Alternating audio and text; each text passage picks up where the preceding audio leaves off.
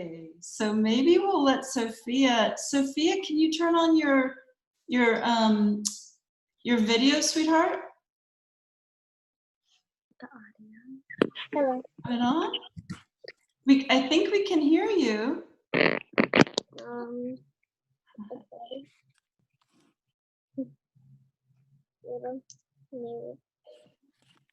So Sophia, I thought we could kick off the meeting by hearing from one of the students who's been participating with us at a semester. So Sophia is in Lori Williams' second grade class and has been writing beautiful poems. And so I wanted to begin with that as a kind of invocation. Sophia, are you able to turn on the video? Sure. Okay, great. Hi. Hello. So happy to see you. I'm happy to see you too. I'm so glad that you're here to start things off with us. Do you want to read a poem to us? Sure. I have two of them, by the way. Oh, okay, great. True poet. Brought two poems. Okay, I'll start off with the one called poetry. Okay. Poetry is a beautiful art. Poetry makes people sound smart. Poetry takes a lot of heart. Poetry does not need to rhyme. Poetry, it matters about the story. Poetry, that's all I got.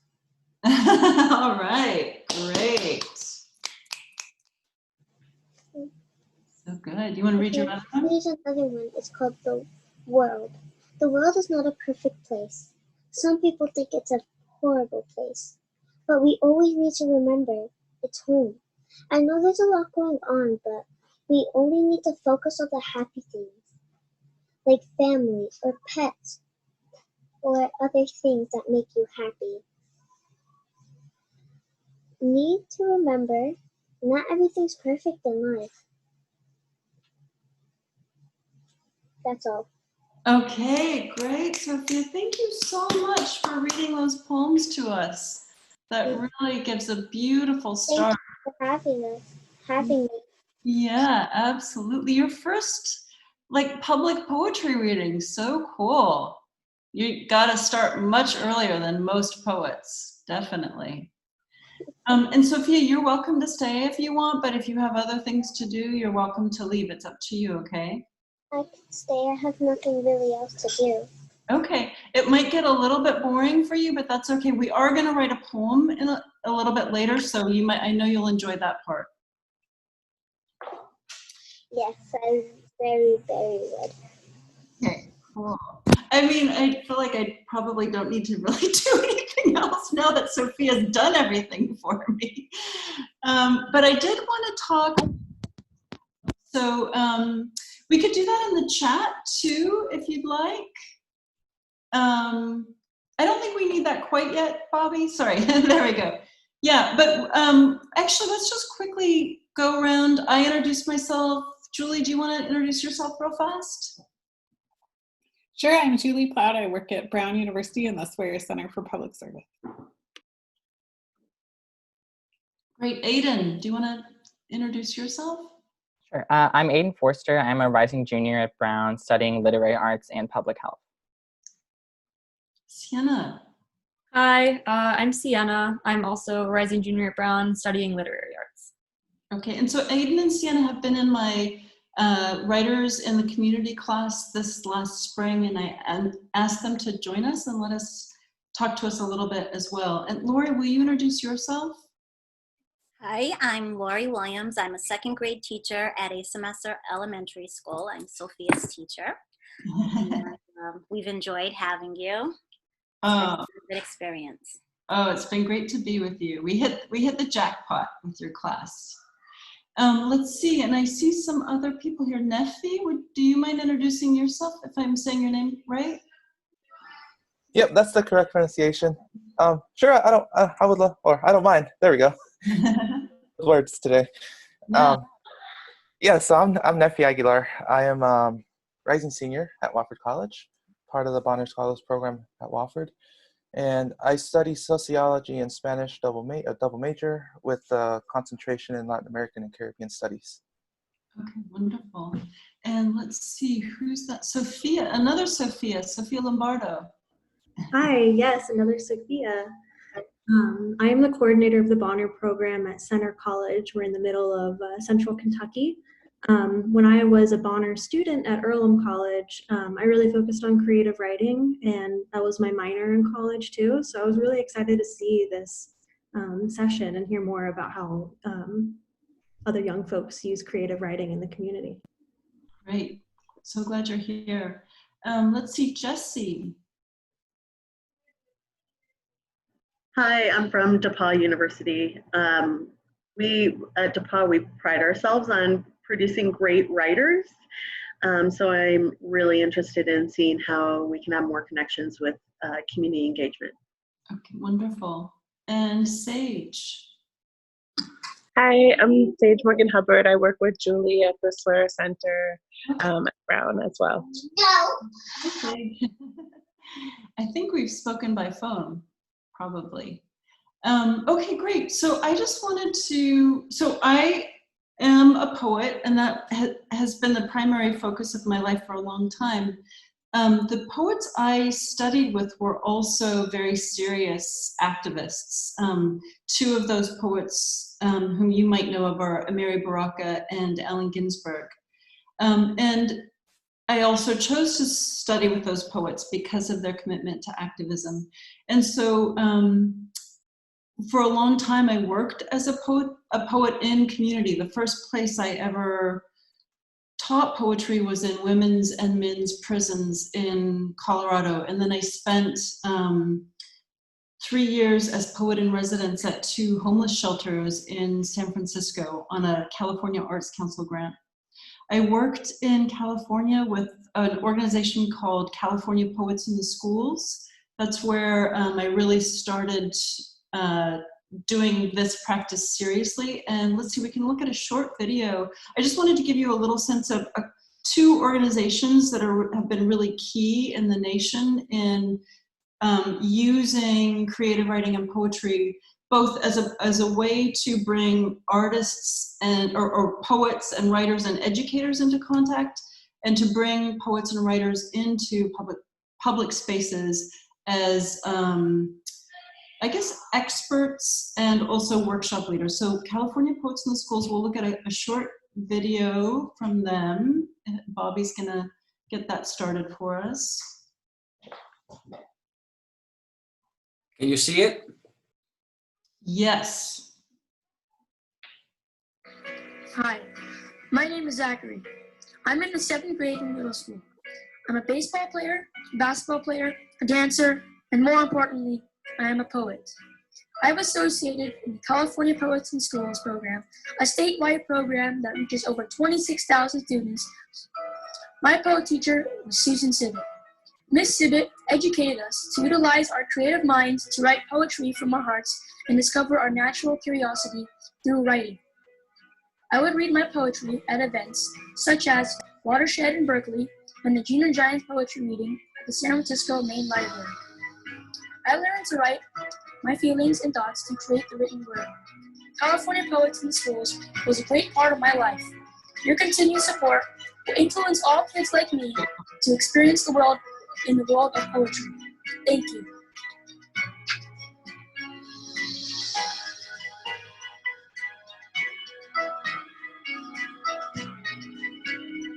That's great, Bobby. Thank you. So California Poets in the Schools was founded in 1964. And as Zachary said, they reach about 26,000 kids a year. The other organization that I worked for, so I was with CPITS for, I guess maybe 4 years. And then I worked with Teachers and Writers in Collaborative in New York.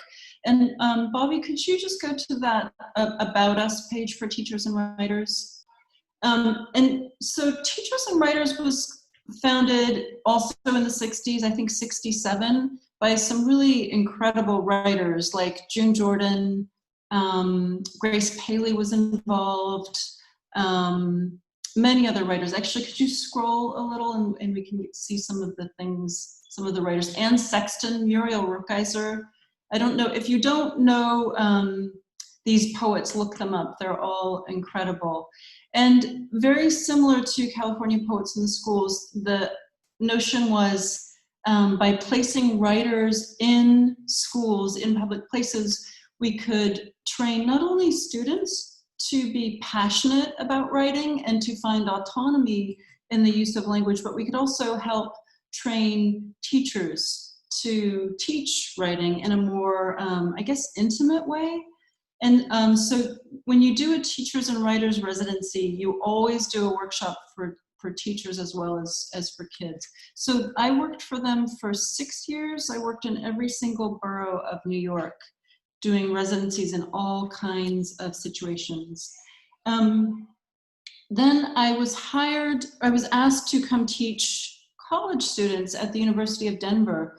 And the way for me to make that work was to institute a program where I could train my college students to also go out and be writers in the community. So I started that program there and ran it for 10 years. And by the end, we were reaching about 200 people a year, I would say, in public schools, but also in women's shelters and teen shelters and veterans groups. So I moved to Brown 2 years ago, and with the goal also of starting that program at Brown. And this spring was the first time I taught this class. So it's taught as a class for college students, and then we go out into the community and teach creative writing. One of the premises, I should say, that's very important to both teachers and writers and California Poets in the Schools is that it's actually writers who are teaching creative writing, people with a real connection to the creative art. And so often my students are literary arts majors, as are both Aiden and Sienna. So yeah, it was a very strange semester to kickstart this program, let's say.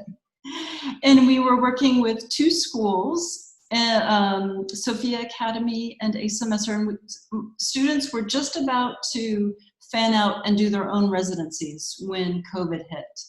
And we were very lucky to have Lori, who wanted us to continue online, which is what we did. But Lori, maybe do you want to say a little bit about your experience, some of your thoughts and your experience with the program? So as I said previously, I'm a 2nd grade teacher at Asa Messer Elementary School in Providence. My school's neighborhood borders the West End, Federal Hill, and Olneyville. We have a diverse student population from pre-K through 4th grade. We have close to 600 students, and about 51% of our students are English language learners. And nearly all of our students qualify for free or reduced lunch. So I'm just going to talk a little bit about some of the challenges that I face in the classroom first with reading and writing.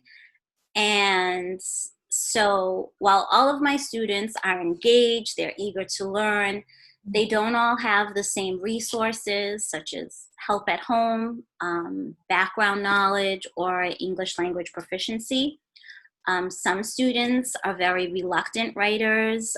They're reluctant to share their work or have difficulty with finding an entry point to begin the work.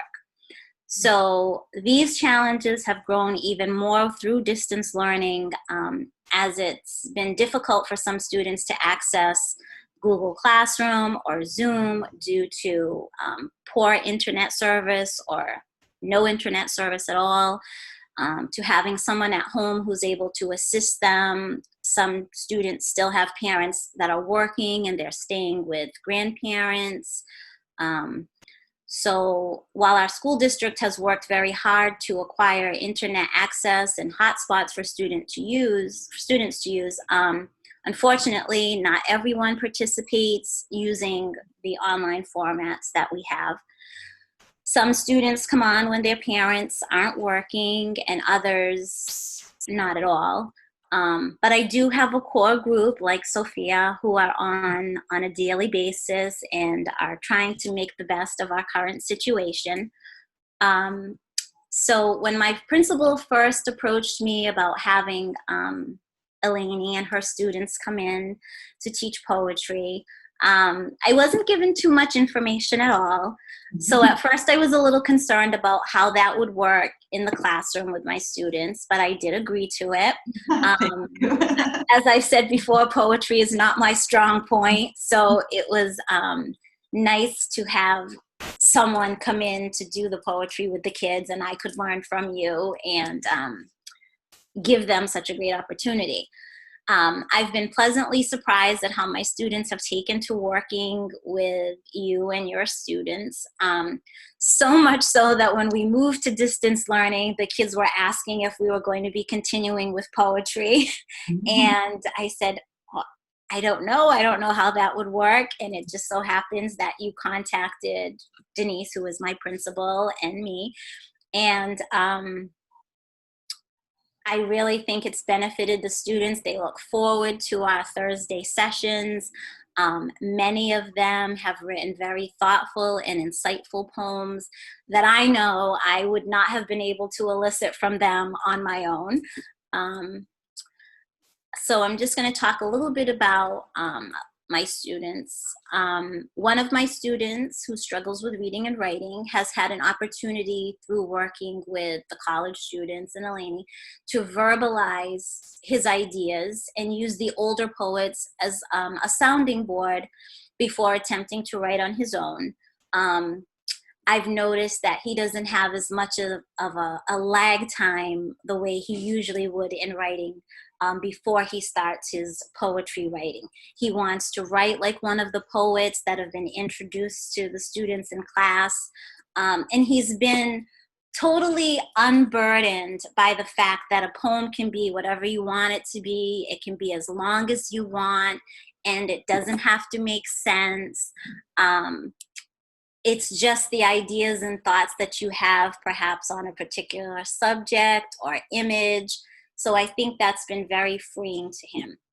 I have other students who are very shy, and poetry writing has given them an opportunity to share their ideas and thinking with the class more freely, both when we were in the classroom, perhaps working individually with an older student, and now that we are using an online platform, Zoom, we go into the breakout rooms and they have an opportunity to talk and share their ideas as they're putting them down on paper. So I feel that my students have really shared much more with each other than they normally would during writing. And I think that I'm watching future poets being created right in front of me. And I truly hope to continue working with Eleni and her future students. Likewise, Lori. I should also just say that our class ended how many weeks ago? Was it 5 weeks? But we're still going because of my amazing committed students who, when Lori said, well, oh, you're going to be done? What? I think actually usually about half of the class is still showing up on Thursdays to do workshops with Lori's kids, and also often making videos that Lori can post other days. Awesome. And so forth. It's fabulous. It really is. And thank you so much, Aiden and Sienna, for continuing with us. So yeah, actually, Sienna and Aiden, do you want to just talk a little bit about what you've learned or what the transition to online or anything that you want to contribute? Sienna, why don't you start? Yeah, I guess I've learned a lot of things, but I guess the biggest thing I've learned is how to teach poetry, not just to younger kids, but to anyone. I feel like Eleni did a really good job of demonstrating the fact that the exercises we use with the kids can actually in reality be used with literally any age group. We did an exercise in class where we listened to various noises and like wrote along to the soundtrack, and literally anyone could do that. And I found it very inspiring, and it'll be great to like take forward into different other communities we might volunteer in, like shelters or prisons that might have other age groups than the classroom. And I would say the other biggest thing I learned working with the kids at a semester was kind of what Mrs. Williams said about like an entry point. you had to really get good at like helping kids find like an entry point into their own creativity and a way to get the words pouring out of them. They already like exist in there. A lot of them just have unique ways of negotiating their imagination and how they want to share it. So I think that's been really cool to learn. It's kind of cliche to say, but we definitely learned as much from them as they did from us. So yeah. Aiden. I definitely agree with everything that Sienna said. I think it's been super exciting. Even after the first workshop, I think we did a Lorca poem about the color green with Miss Williams' class. And even throughout that workshop, seeing the experience of like collective wonderment and enchantment that poem created in the classroom was super exciting.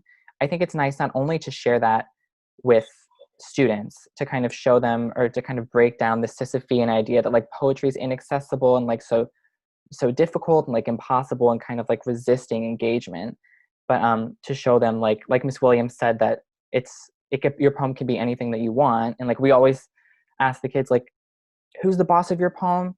And then they're always like, I am. So it's super exciting to like hear them remember, like go over everything at the beginning of the class, but then also to remind myself, and I think ourselves as a class, that of the kind of core like pleasure principle of poetry, that like reading and writing poems together, like in community, just brings about a lot of joy and excitement on both parties. So it's been really really enriching to be able to share that engagement experience with the students and to find new ways to sit with the poems, like Sienna was saying, with like the point of access, like finding different ways to engage with poems than I would have found otherwise.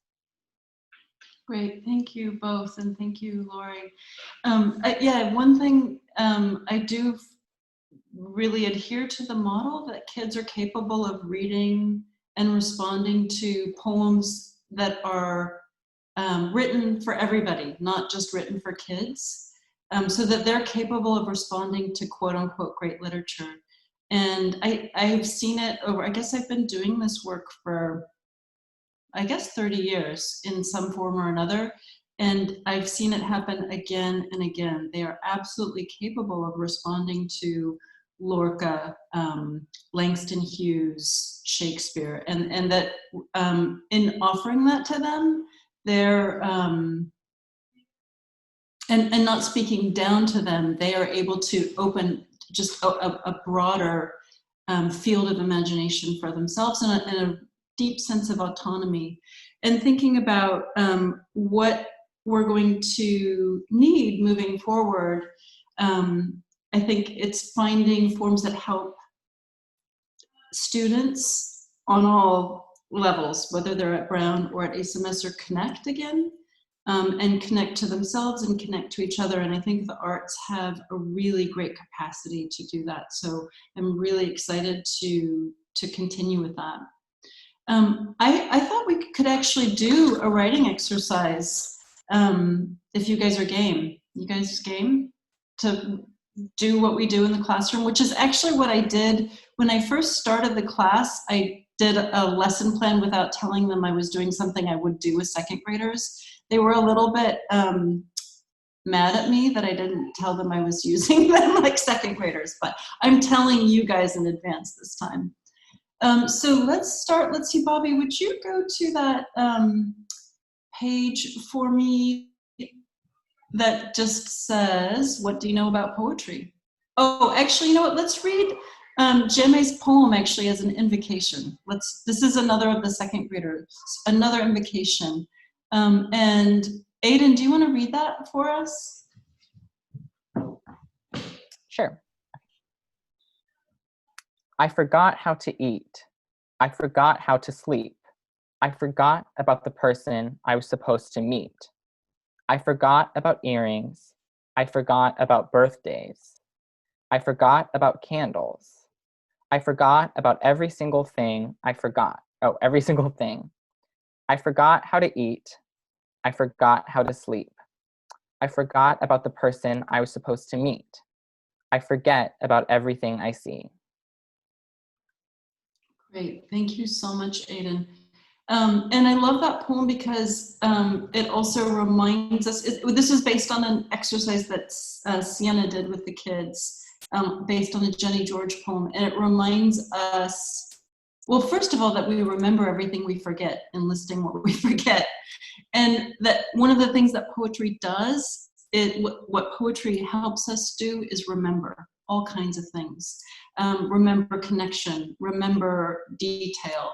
And I love how Jemmy's poem captures that. Can you go to the next page for us, Bobby? And I'm going to ask you guys to, you can put in the chat function what you already know about poetry.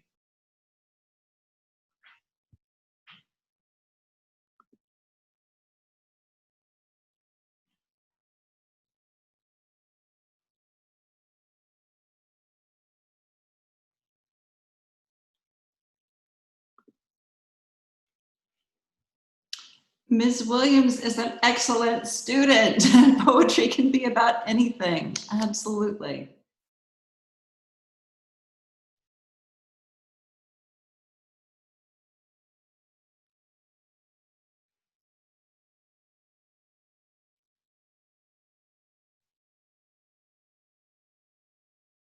It does not have to be neat. Thank you, Sienna. Absolutely.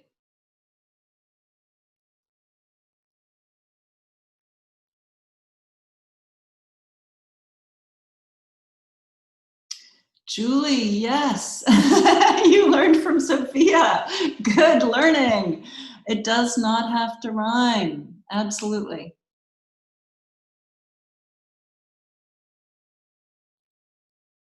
Good, Jessie, yes, a form of expression through language. We express our feelings in words, absolutely, and there are no right answers. It can be about anything that we can break the rules.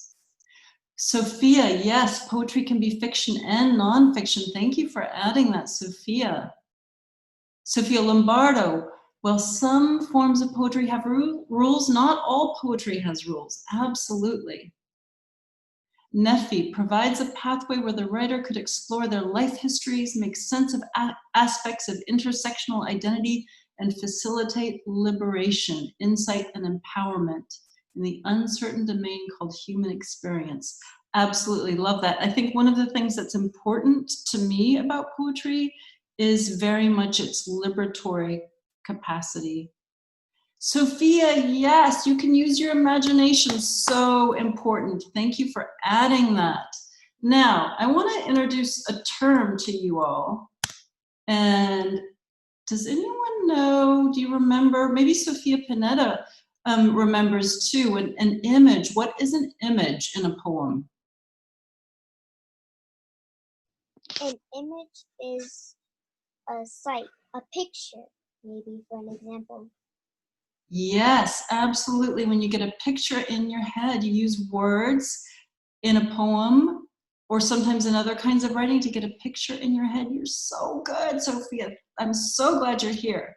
Okay, great. So I just wanted to, that's how we always start every session, and the kids know so many. Do you want to throw a few fancy words you know out, Sophia, just so we can. Okay.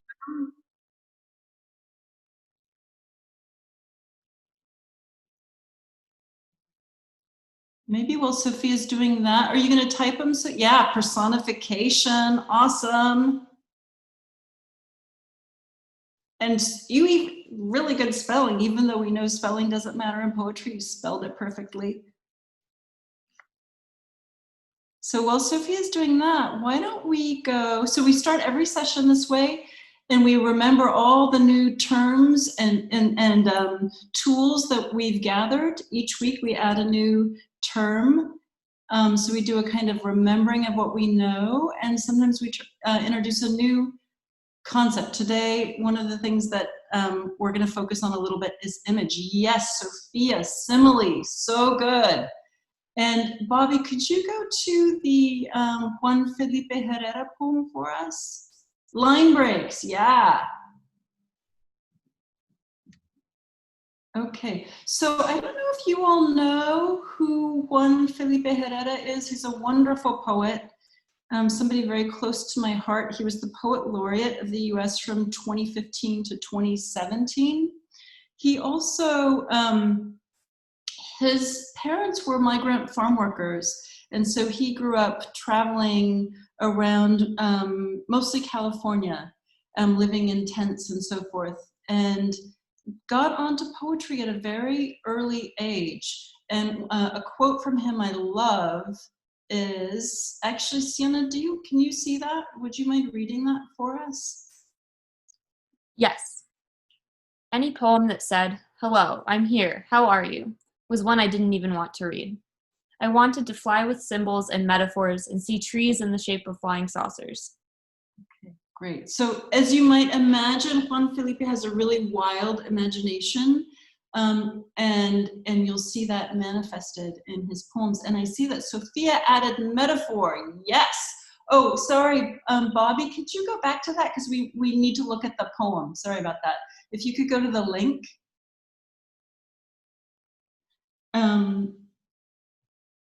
And so actually, by the way, Juan Felipe also worked for California Poets in the Schools for many years. He's a big advocate of poetry in the schools. And this is a poem of his called 5 Directions to My House. And let's see, I'll read it to you guys. 1. Oh, and as you're listening, you might just think about the images and see what happens in your mind. 1. Go back to the grain yellow hills where the broken speak of elegance. 2. Walk up to the canvas door, the short bed stretched against the clouds. 3. Beneath the earth, an ant writes with the grace of a governor. 4. Blow, blow, red-tailed hawk, your hidden sleeve, your desert secrets. 5. You were there almost without a name, without a body. Go now. 6. I said 5, like a guitar says 6. So this is this mysterious poem, and I'm wondering what stands out to people about the poem. What you notice. No right or wrong answers, by the way.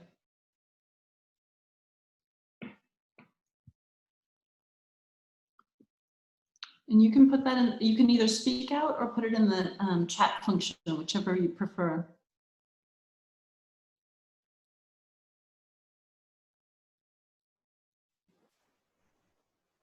I have a few takeaways, Eleni. Yeah, is that Nefi speaking? Yes.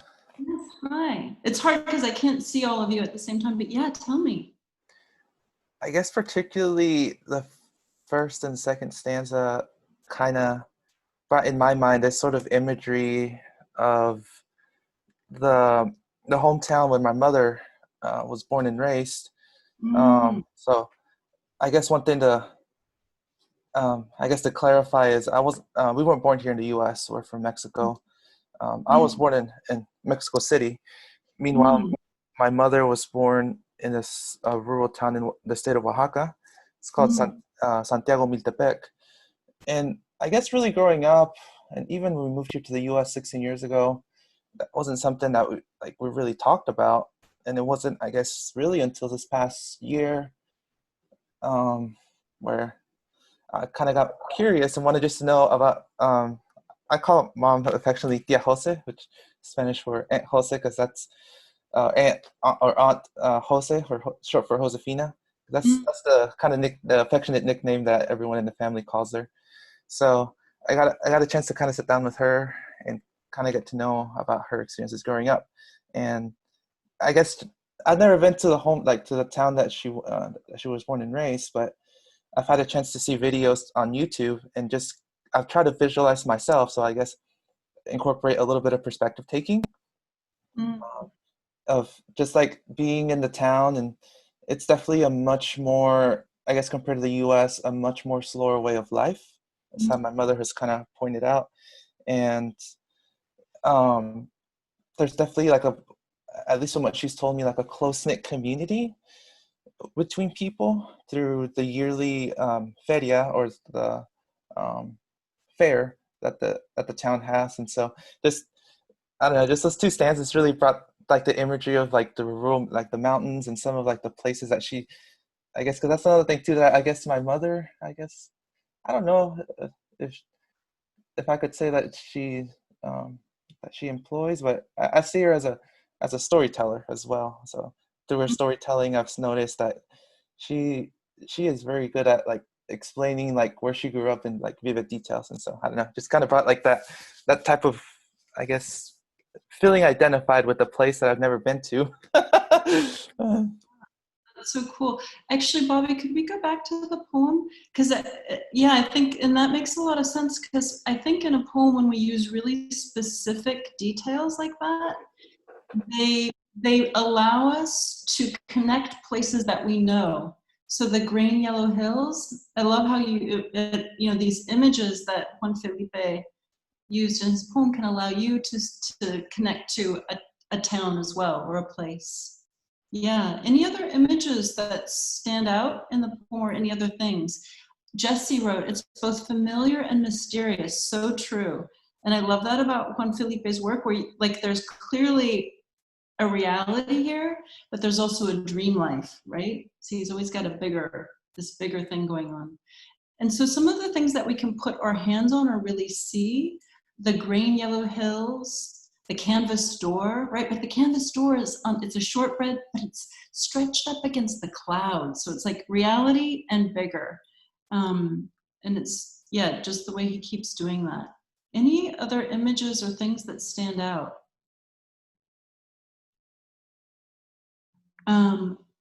Sophia Lombardo's, so simply the title is contradictory to, Sophia, would you mind saying that out loud?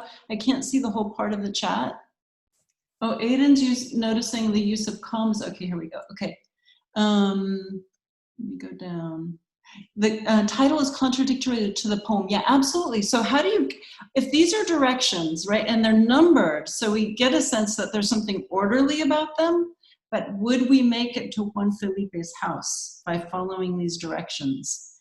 And in some sense, we can say, no, we were making it to his imagination. But in another way, yes, right? Because we're making it to this sort of interior imagery in life that he's offering us. And Aiden's noticing the use of commas and repetition. Yeah, absolutely. What do you guys make of that last line? 6. I said 5, like a guitar says 6.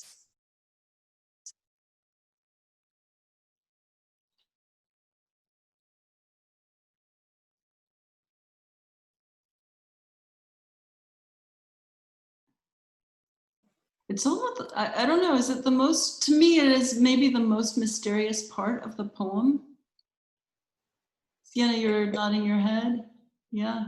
Maybe it could be like some sort of cue, because like, I don't know, I think of like when people say like 5, 4, 3, and they like getting to like before the start of a song, and then like the number 6, I don't know if this is correct or not, but like the strings of a guitar. Yeah. The number of strings. Yeah, and well, it's like 5, right? Isn't it 5 strings on a guitar? Or is it 5 or 6? I don't know. I have to go ask my daughter, who's a guitar player, but I love this sense of each one playing singularly versus all playing together is one way I read that and hear that line, and that all of them playing together is bigger than each one playing by itself. And I think it's also the way there are these really visual images in each line until then, and then suddenly we're taken into kind of another, like a symbolic realm, something else is happening. But what I would love for each of us to do is to think of really using images, thinking about that specificity of image that Juan Felipe is doing, where he has grain yellow hills, canvas door, an ant beneath the earth, a red-tailed hawk blowing.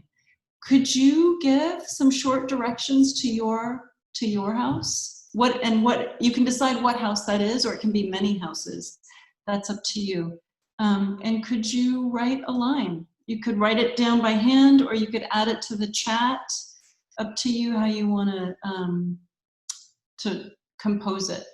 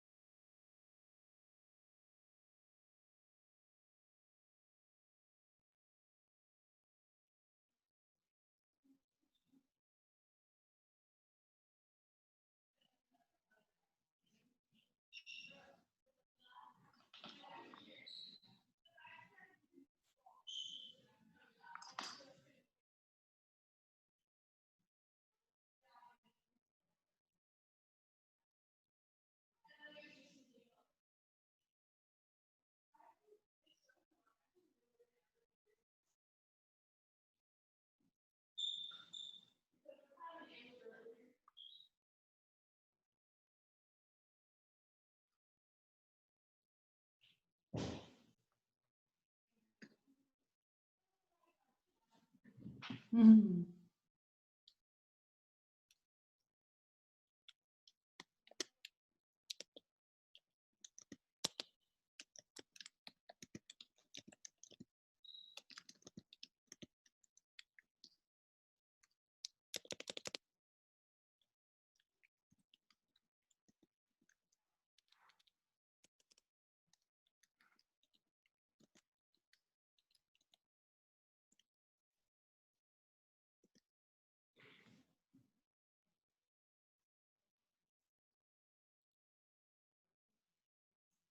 Mm.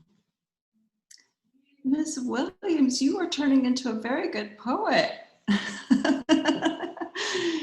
Bobby, we could come back as, oh, nice. Oh, that looks great. Keep adding. I want to hear more of these. I want to hear all of these. Ms. Williams, what are we going to do? You're going to be a poet by the end of this. That would be great.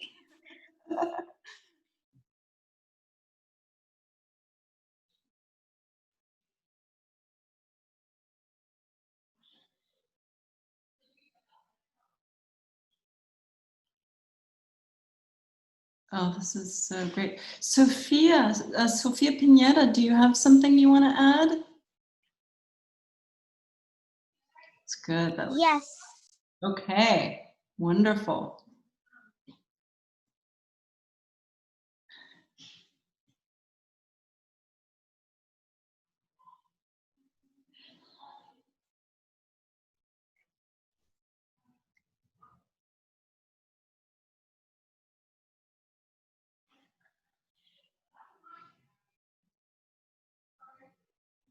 So what we've been doing is then we will read these as a kind of collective effort.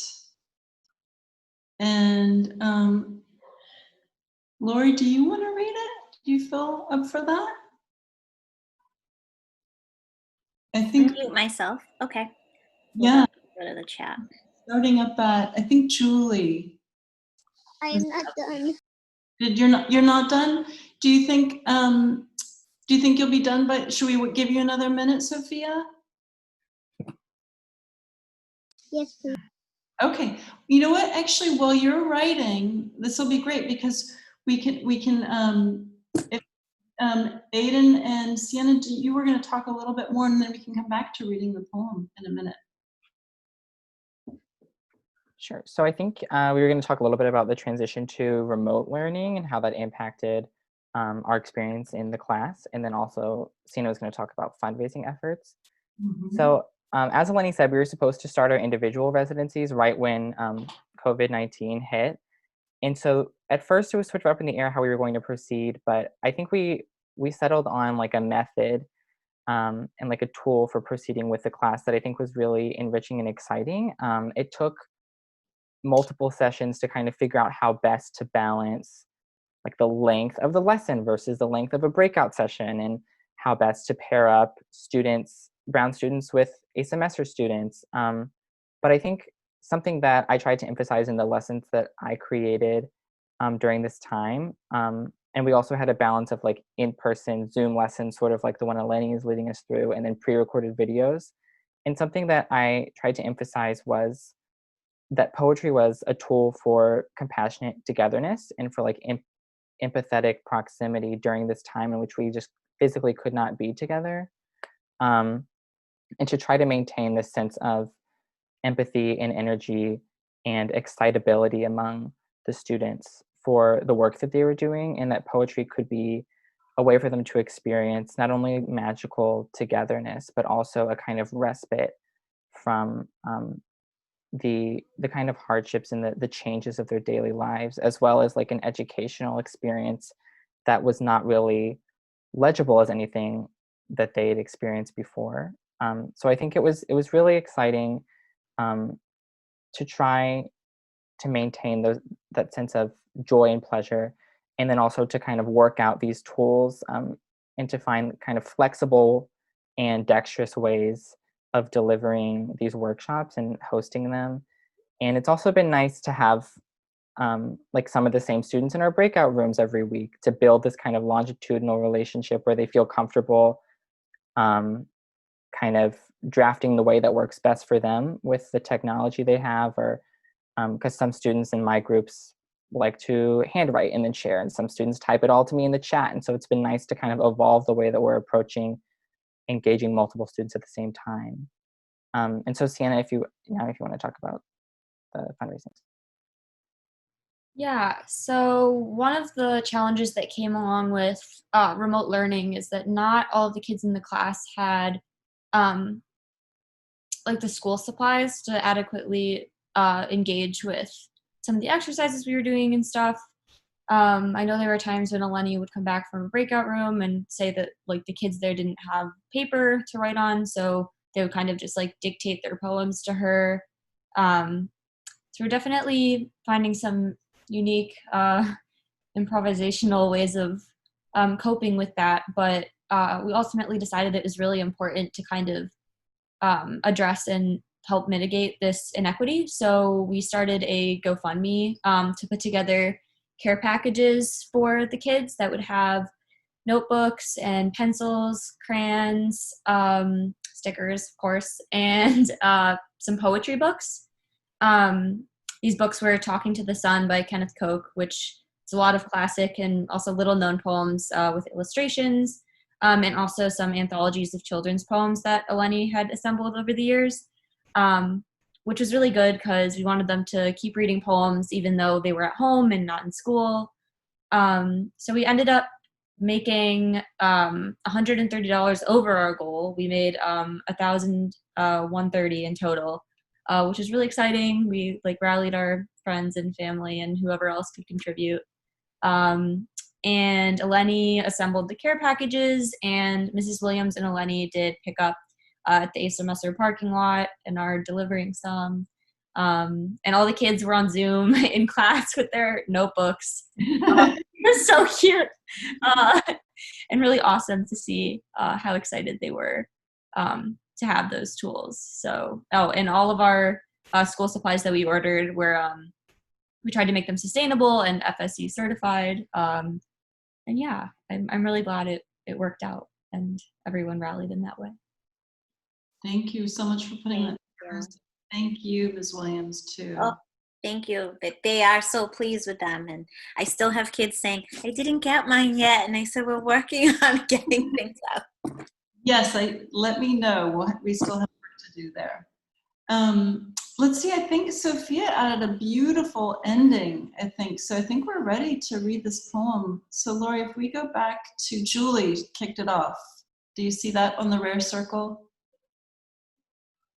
Unmute myself. Okay.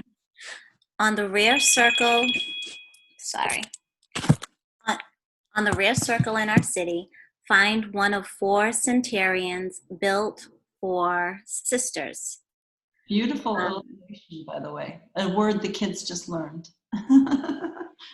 From Sienna, take the highway ribbons, tie them in a bow, meet me at the center knot. Aiden wrote, follow the humid gale's tail sweep and the pinking hour that dawdles behind.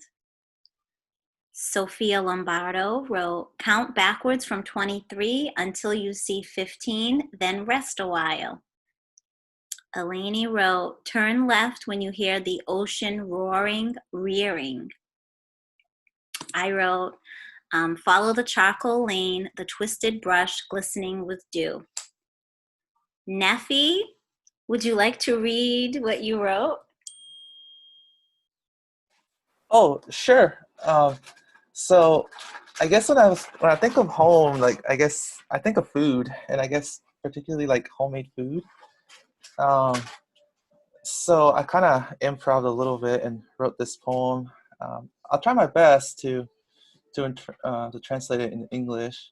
No, read it in Spanish. Wouldn't it be? Yeah, it would be beautiful in Spanish. Oh, okay, sure. I guess I could do both. I guess with Spanish and then English, it isn't very long. Mm-hmm. So I entitled it A comer una tortilla. Tortillas hechas a mano, hechas desde el molino, en un lugar del más allá, preparadas con sutil atención, que dicho disco proporcione un buen provecho, con cualquier gastronomía que sea de buen provecho, provecho, al comer esta obra de arte. So I guess in English, I may trip on some of the words because they aren't, like, there isn't a direct translation per se, but I guess I'll try nevertheless. So the first line is tortillas made by hand, made from the what's the place where the corn is from the, yeah, there we go, made from the mill in a place far away, prepared with subtle attention. That said disc may impart good nourishment. There isn't really a direct translation for provecho in English. That's the closest I could think of. With whatever dish that would be of good nourishment, good nourishment to eat this work of art. Beautiful, fabulous. Okay, so Jesse wrote, the green cottage on a slope to the peony. Bobby wrote, turn left onto a sleepy lane, porches and bikes beckon. Sienna, where braces glint in the superstore light like a mouthful of minnows. And Sophia Pineda wrote, I remember the cherry tree and our 2 pit bulls on the porch and another cat gang and the bridge that you drive up to and a sign that says my address. What a beautiful ending to this group poem. Wow. All right. So good, you guys. So beautiful. So you actually just had a taste of almost exactly how we run our workshops. That's kind of what we do. Usually there's sharing at the end. I'm wondering if you all have any questions for any of us.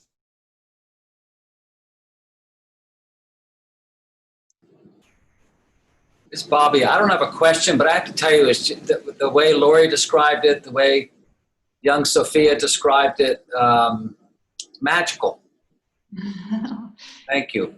Oh, thank you so much. And so, yeah, I guess I could just say the future goal is, I mean, ideally, one can have a program like this and expand it so that we're also supporting poets to go do residencies in various schools.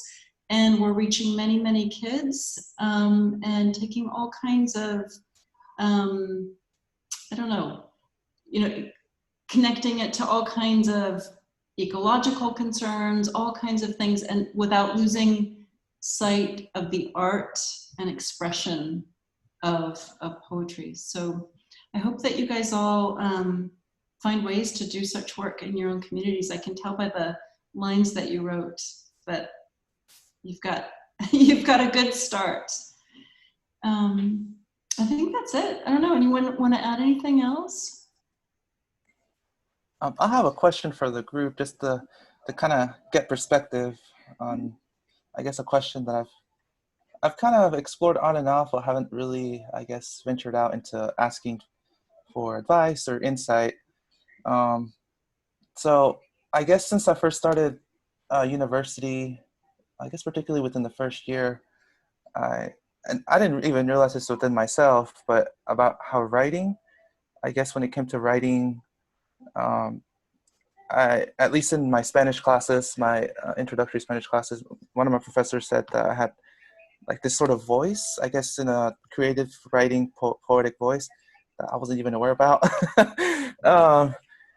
But I guess the more I've kind of gotten involved through creative writing, through English classes and also Spanish, I'm starting to see that.